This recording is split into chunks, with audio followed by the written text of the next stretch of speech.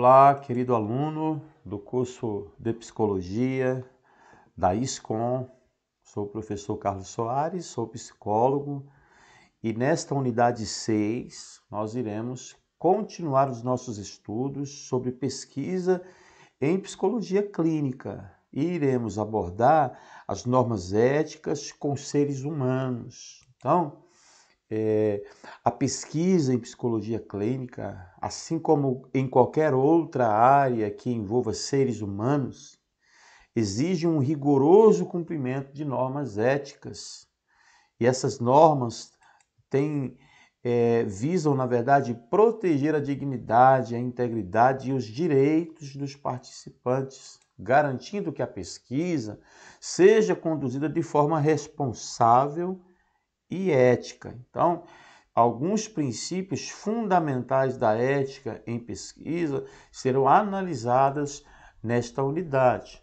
Respeito à dignidade humana seria a primeira delas. Então, cada participante deve ser tratado como um indivíduo único, com seus próprios valores e crenças. O segundo ponto seria a autonomia. Os participantes têm o direito de decidir livremente sobre sua participação na pesquisa, sendo devidamente informados sobre os procedimentos, os riscos e os benefícios envolvidos. Terceiro ponto seria a beneficência, A pesquisa deve buscar maximizar os benefícios para os participantes e a sociedade, minimizando, obviamente, os riscos e também os danos. A questão da justiça, os benefícios e os ônus da pesquisa devem ser distribuídos de forma justa e equitativa entre todos os participantes. Então, existem normas específicas que são utilizadas para a pesquisa em psicologia clínica. O consentimento livre e esclarecido. É fundamental que os participantes assinem um termo de consentimento livre, esclarecido, no qual compreendam os objetivos da pesquisa, os procedimentos, os riscos, como também os seus direitos. A confidencialidade e o anonimato também, as informações coletadas durante a pesquisa devem ser mantidas em sigilo absoluto e os participantes devem ser identificados apenas por um código, garantindo, é claro, a sua privacidade. Então, o pesquisador deve tomar todas as medidas necessárias para proteger os participantes de qualquer dano físico ou um dano psicológico.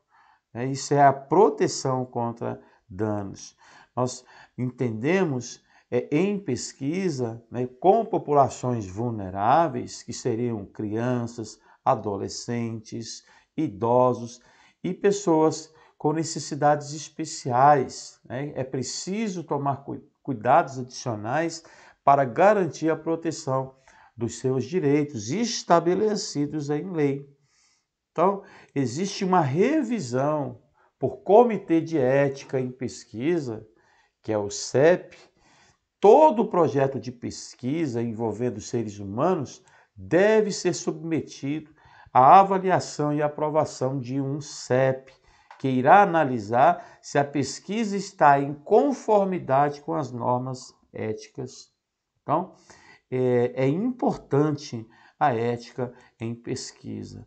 Por que é importante? Por que tem essa importância ética em pesquisa? Porque ela vai trazer proteção dos participantes. As normas éticas elas vão garantir que os participantes não sejam explorados ou submetidos a riscos desnecessários. Então, a condução ética da pesquisa, ela fortalece a confiança da sociedade na ciência e nos pesquisadores. É a crença pública na ciência. Então, a adesão às normas éticas vai contribuir para a produção das pesquisas de alta qualidade e também de confiabilidade. é que isso vai envolver diretamente a qualidade da pesquisa. Os participantes podem sofrer danos físicos, psicológicos ou sociais, né? O pesquisador e a instituição podem perder a credibilidade na comunidade científica. Então, o pesquisador pode ser sujeito a sanções éticas e até mesmo a processos judiciais. Em suma, a pesquisa em psicologia clínica ela desempenha um papel crucial para o avanço do conhecimento e o desenvolvimento de novas intervenções. Então, no entanto, essa pesquisa ela deve ser conduzida de forma ética, respeitando os direitos e a dignidade dos participantes. O cumprimento das normas éticas é fundamental para garantir a qualidade da pesquisa e a proteção das pessoas envolvidas. E isso tem base nos termos da resolução do Conselho Nacional número 466/12, que é um marco na ética em pesquisa no Brasil. Então, a resolução do CNS, número 466/12, é um documento fundamental para a condução de pesquisas envolvendo seres humanos no Brasil, aprovada pelo Conselho Nacional de Saúde, né, que tem a sigla CNS. E em dezembro de 2012, ela revogou e consolidou as resoluções anteriores.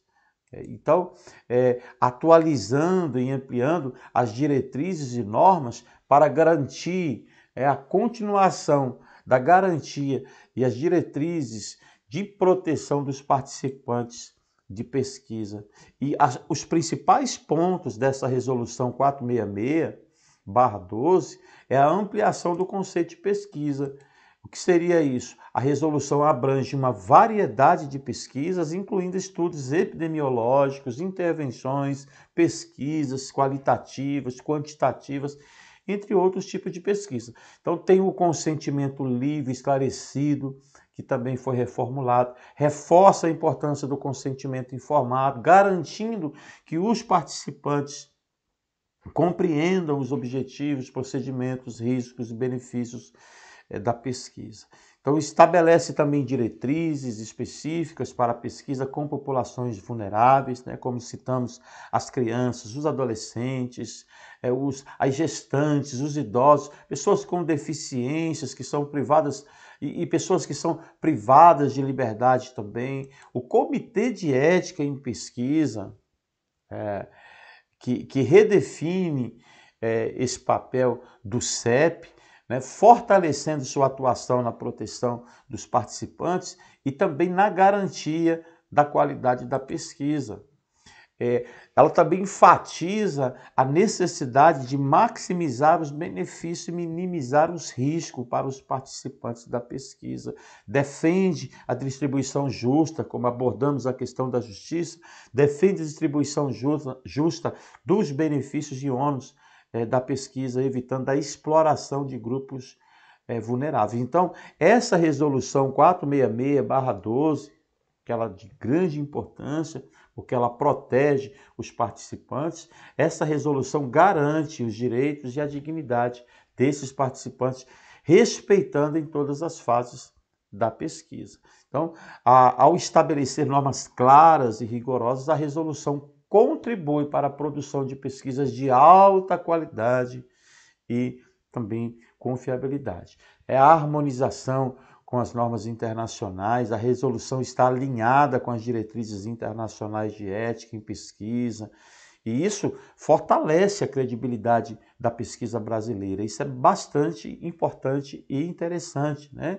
Então, existem alguns impactos da resolução 466/12 e ganharam maior autonomia e responsabilidade na avaliação dos projetos de pesquisa.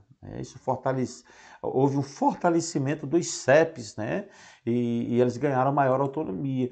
Então, o que aconteceu? O aumento da conscientização, a resolução contribuiu para uma maior conscientização da comunidade científica e da sociedade em geral, sobre a importância da ética em pesquisa. Melhorou muito a qualidade das pesquisas, as pesquisas passaram a ser mais rigorosas e transparentes, com maior atenção aos aspectos éticos. Então, houve um consentimento, o consentimento informado, que é um pilar fundamental da ética em pesquisa. Então, garante que os participantes compreendam os objetivos, procedimentos, riscos, benefícios, né, de um estudo antes de decidirem participar. Então, para obter o consentimento de determinadas populações, como crianças, adolescentes, as pessoas mais vulneráveis, né, citadas aqui nesta unidade, então vai apresentar os desafios únicos que vai exigir cuidados especiais. E, por exemplo, com crianças, né, o assentimento devido à idade e à capacidade cognitiva limitada, as crianças não possuem autonomia plena para fornecer consentimento. Então, nesse caso, o consentimento da criança é fundamental, ou seja, ele deve expressar sua vontade em participar da pesquisa, consentimento dos pais, né, dos responsáveis, a autorização dos pais, dos responsáveis legais é obrigatória, tá? Então, o pesquisador deve explicar os detalhes da pesquisa de forma clara e acessível, respondendo a todas as dúvidas, usar uma linguagem adequada, né, para explicar a pesquisa. Ela deve ser adaptada ao nível de compreensão da criança, utilizando exemplos de analogias que facilitem o entendimento. Nos adolescentes, né, que têm uma capacidade já crescente, os adolescentes apresentam uma capacidade cognitiva em desenvolvimento, podendo ter autonomia para tomar decisões sobre sua participação em pesquisas. Mesmo assim, precisa ter o consentimento dos pais ou dos responsáveis, né? A autorização dos pais ou dos responsáveis é geralmente necessária, tá bom? Então, mas a opinião do adolescente deve ser considerada e também deve ser respeitada. A confidencialidade, que é importante garantir a confidencialidade das informações fornecidas por esses adolescentes, especialmente em temas sensíveis, né, como a sexualidade, o uso de drogas, etc, etc. Então, por fim, as pessoas com deficiência, né? A deficiência é um termo abrangente que engloba uma ampla gama de condições, cada uma com suas particularidades. Então, é importante a comunicação com pessoas com deficiência, né, com necessidades especiais, que requer adaptação, como uso de linguagem simples, materiais visuais e recursos de comunicação alternativa. Isso é importante, em alguns casos, pode ser necessário até o apoio de terceiros, né, como, por exemplo, um intérprete de Libras, um cuidador ou um familiar, para facilitação da pesquisa, né, do campo de pesquisa. Então, a capacidade de tomar decisões varia de pessoa para pessoa com deficiência e é fundamental avaliar individualmente cada caso e garantir que a pessoa compreenda os riscos e os benefícios da pesquisa.